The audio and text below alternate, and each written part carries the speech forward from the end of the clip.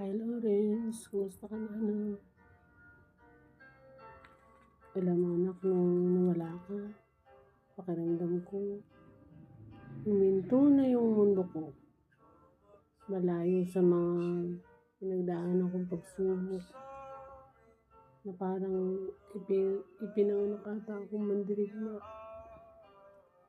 Na sa bawat saya ko, sa bawat saya natin,